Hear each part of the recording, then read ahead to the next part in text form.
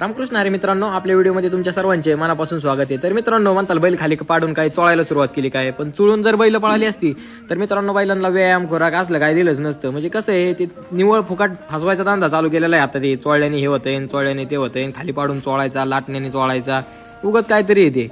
चोळणारे चोळत्यात 100 बैल, मग 100 बैलातून कमीत कमी त्यांची 50 तरी राहू द्या, जिंकू द्या। अहो त्यांची जिंकत्यात कोणची बैल, जी 4-5 जी आता नंबरात आहेत तीच परत रिवर्स येऊन तीच जिंकत्यात, ते काय खरं।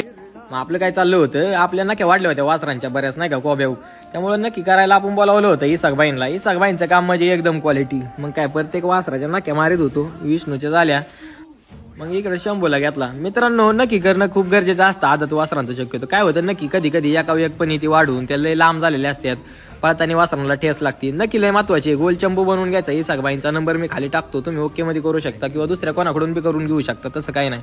आपल्या पक्षाच्या पत्र्या खूप टाईट झाल्या होत्या आणि त्या काढणं आता खूप गरजेचं होतं। त्याचा रिझल्ट तुम्हाला 30 तारखेच्या मैदानाला समजेलच। पत्री कधी काढायची आणि का काढायची ते पण मी नक्की पुढच्या व्हिडिओमध्ये तुम्हाला समजावून सांगेल।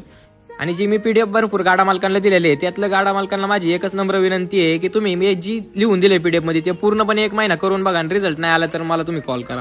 सध्याला थंडीचा दिवस चालू आहे आणि त्यामुळे भरपूर बैलांना सर्दी झालेली आहे, त्यावर उपाय म्हणून आपण एक वेगळीच योजना घेऊन आलेलो आहे तुमच्यासाठी नियोजन। त्यासाठी आयडीला फॉलो करा। जय श्रीराम।